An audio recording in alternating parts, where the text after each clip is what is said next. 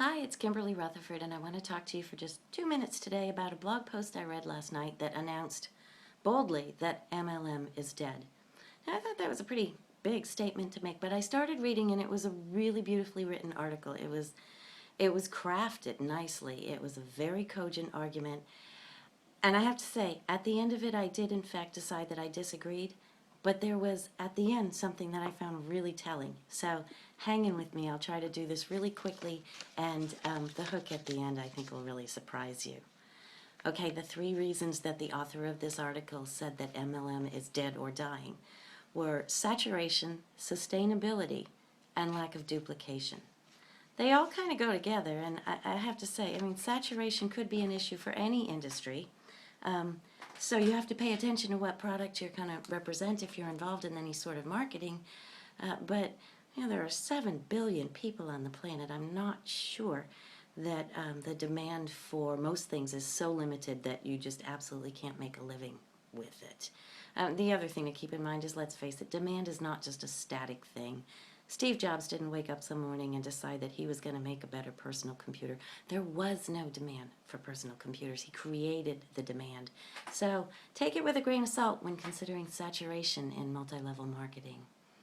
Sustainability, again, they kind of go together, but his idea was that at some point, anybody who was ever going to join a particular MLM company would have, and then the company would collapse because nobody would be able to bring in anyone new.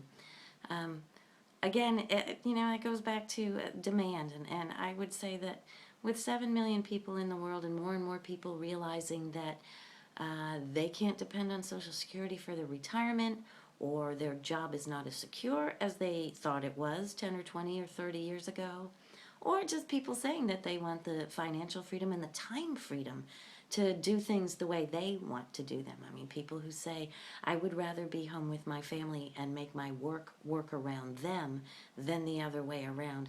I can't really see that pool of people really running short. So sustainability, again, I'd take with a grain of salt. Lack of duplication. Okay, this is a problem for a lot of people because, they get into a company because they see that the top earners are making, $10, $15, $20,000 a month. And they go, wow, I'm going to do that. And then they get in there, do very little, and 3 weeks later quit. And yeah, that's a lack of duplication. I mean, the author of the blog post that I'm kind of reporting on here, almost it was like he felt guilty for making $250,000 in a short stretch. Well, most of his downline didn't make anything.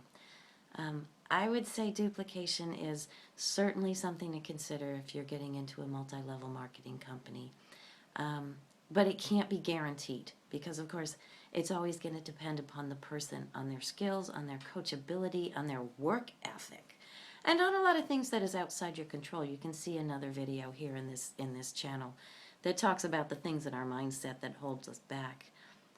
If duplication is a problem within a particular company, it may just well be that nobody teaches the new guy how to do it, and that's a problem too. You want to be alert to that if you're choosing a company.